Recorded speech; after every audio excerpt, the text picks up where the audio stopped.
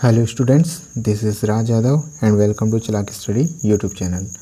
तो स्टूडेंट्स, आज के इस वीडियो में हम लोग बात करने वाले हैं जीके की एमसीक्यूज़ को सॉल्व करने वाले हैं और ये है हमारा एमसीक्यूज़ नंबर 2। ठीक है, इससे पहले हम लोगों ने जीके यानी कि जनरल नॉलेज का एमसीक्यू नंबर 1 भी कर चुका है। तो अगर आप लोगों ने वो वीडियो नहीं देखा होगा तो वो वीडियो आप लोग प्ले लिस्ट में जा कर के देख सकते हैं। तो यहाँ पर हम जीके के कुछ टॉपिक वाइज क्वेश्चंस डिस्कस करेंगे, जिसके ज़रिए हम जीके को समझने की कोशिश करेंगे कि किस तरह के प्रश्न आपके सिलेबस में आ सकते हैं और उन क्वेश्चन को हम लोग यहाँ पर देखेंगे। तो आज का जो टॉपिक है वो है वैदिक संस्कृति। तो वैदिक संस्कृति भी आपके सिलेबस में है, क्योंकि इस तरह के प्रश्न जो हैं एग्ज़ाम्स में आते ही हैं। इस वजह से वैदिक संस्कृति से भी प्रश्न आपके EMRS के एग्ज़ाम में आ सकते हैं। तो उससे रिलेटेड कुछ क्वेश्चन हम लोग यहाँ पर सॉल्व करेंगे। तो चलिए बिना कोई देरी किए हुए अपने क्वेश्चन से स्टार्ट कर लेते हैं हम लोग। सबसे पहला क्वेश्चन यहाँ पर हम लोग का है, इनमें से किस फसल का ज्ञान वैदिक काल के लोगों को नहीं था। ठीक है, तो इनमें से कौन सा ऐसा फसल है जिसका ज्ञान वैदिक काल के लोगों को नहीं था। ऑप्शन ए है जौ, ऑप्शन बी है गेहूँ, ऑप्शन सी है चावल या फिर ऑप्शन डी है तंबाकू। तो यहाँ पर जो राइट आंसर है वो आपका हो जाएगा ऑप्शन नंबर डी, तंबाकू। तो तंबाकू एक ऐसी फसल है जिसका ज्ञान जो है वैदिक काल के लोगों को नहीं था। तो आगे चलते हैं, क्वेश्चन नंबर 2 देखते हैं। सत्यमेव जयते किस उपनिषद से लिया गया है। तो सत्यमेव जयते एक स्लोगन है, आप लोग इसको जानते हैं होंगे, हमारे देश के लिए बहुत ही एक फेमस जो स्लोगन है सत्यमेव जयते, वो किस उपनिषद से लिया गया है। ऑप्शन है option number A Mundaka Upanishad, option number B Katha Upanishad, option number C Isha Upanishad और ऑप्शन नंबर डी जो है वेदारण्यक उपनिषद। ठीक है, तो यहाँ जो आपका जो राइट आंसर होगा वो हो जाएगा मुंडक उपनिषद। तो सत्यमेव जयते जो स्लोगन है वो मुंडक उपनिषद से ही लिया गया है।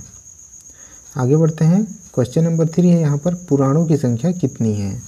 तो यहाँ पर आपको बताना है इन चारों में से राइट आंसर कौन सा है। ऑप्शन नंबर ए है 18, ऑप्शन नंबर बी है 19, ऑप्शन नंबर सी है 20 और ऑप्शन नंबर डी है 21। तो पुराणों की संख्या कितनी है, यहाँ जो राइट आंसर है वो हो जाएगा ऑप्शन नंबर ए 18। ठीक है, तो पुराणों की संख्या 18 है, इसको याद रखिएगा। नेक्स्ट क्वेश्चन है, गायत्री मंत्र ये जिसमें कि देवी सवित्री को संबोधन दिया गया है किस पुस्तक में मिलता है। तो प्रसिद्ध गायत्री मंत्र आप लोगों ने सुना होगा, ओम भूर्भुवः भुवः स्वः। ठीक है, तो ये जो है गायत्री मंत्र किस पुस्तक में मिलता है। ऑप्शन नंबर है ऋग्वेद, ऑप्शन नंबर बी है यजुर्वेद, ऑप्शन नंबर सी है उपनिषद या फिर ऑप्शन नंबर डी है भगवद गीता। आपको बताना है कि गायत्री मंत्र किस पुस्तक में मिलता है। तो जो राइट आंसर है वो हो जाएगा ऋग्वेद। तो जो गायत्री मंत्र है वो ऋग्वेद में लिखित है, ऋग्वेद में लिखा गया है, ऋग्वेद में मिलता है। आगे बढ़ जाते हैं, क्वेश्चन नंबर 5 है, योग दर्शन के प्रतिपादक हैं, यानी कि आपको बताना है कि योग दर्शन के प्रतिपादक इन चारों में से कौन है। ऑप्शन नंबर ए है पतंजलि, ऑप्शन नंबर बी है गौतम, ऑप्शन नंबर सी है जैमिनी या फिर ऑप्शन नंबर डी है शंकराचार्य। ठीक है, तो आप वीडियो को पॉज करके अपना उत्तर देते रहिए और चेक कीजिए कि आपको कितना ज्ञान है। तो यहाँ पर जो राइट आंसर है वो हो जाएगा ऑप्शन नंबर ए पतंजलि। तो योग दर्शन के प्रतिपादक महर्षि पतंजलि थे। क्वेश्चन नंबर 6 है यहाँ पर, आरंभिक वैदिक साहित्य में सर्वाधिक वर्णित नदी कौन सी है। कहने का मतलब है कि आरंभिक जो वैदिक साहित्य होते थे, उस समय जो साहित्य लिखे जाते थे आरंभिक वैदिक काल में, उस समय उनके पुस्तकों में सबसे सर्वाधिक जो है सबसे अधिक बार किस नदी का वर्णन किया गया है। तो ऑप्शन है ऑप्शन नंबर ए सिंधु नदी, ऑप्शन नंबर बी सतुद्री नदी, ऑप्शन नंबर सी सरस्वती नदी, ऑप्शन नंबर डी गंगा नदी। तो यहाँ जो आपका राइट आंसर है वो आपका हो जाएगा सिंधु नदी। सिंधु नदी वो नदी है जिसका सर्वाधिक बार जो है वर्णन किया गया है वैदिक साहित्यों में। तो उस समय का जो सबसे प्रमुख नदी थी, सबसे मुख्य नदी थी, वो थी सिंधु नदी। आगे बढ़ते हैं, क्वेश्चन नंबर 7 है आपका यहाँ पर, चरक संहिता। ठीक है, आप लोगों ने नाम सुना होगा। चरक संहिता नामक पुस्तक किस विषय से संबंधित है। तो आपको बताना है चरक संहिता जो है किस विषय से संबंध रखता है। ऑप्शन नंबर ए है अर्थशास्त्र, ऑप्शन नंबर बी है राजनीति शास्त्र, ऑप्शन नंबर सी है चिकित्सा या फिर ऑप्शन नंबर डी है धर्म। ठीक है, तो यहाँ जो राइट आंसर है वो आपका हो जाएगा ऑप्शन नंबर सी चिकित्सा। तो जो चरक संहिता है वो महर्षि चरक थे, आप लोगों ने नाम सुना होगा, तो उनके द्वारा लिखी गई थी, जो एक बहुत बड़े चिकित्सा शास्त्री थे एक तरह से, और उन्होंने ही ये चिकित्सा के ऊपर ये एक पुस्तक लिखी है, चरक संहिता। आगे चलते हैं। क्वेश्चन नंबर 8 है आपका, प्राचीनतम व्याकरण अष्टाध्यायी के रचनाकार कौन है। तो आपको बताना है कि जो अष्टाध्यायी है, जिसको प्राचीनतम व्याकरण की पुस्तक कहा जाता है, उसके रचनाकार कौन है। ऑप्शन नंबर ए है गौतम, ऑप्शन नंबर बी है कपिल, ऑप्शन नंबर सी है पतंजलि, या फिर ऑप्शन नंबर डी है पढ़िनी। आप वीडियो को पॉज करके उत्तर देते रहिए। यहाँ पर आपका जो राइट आंसर है वो हो जाएगा ऑप्शन नंबर डी, पढ़िनी।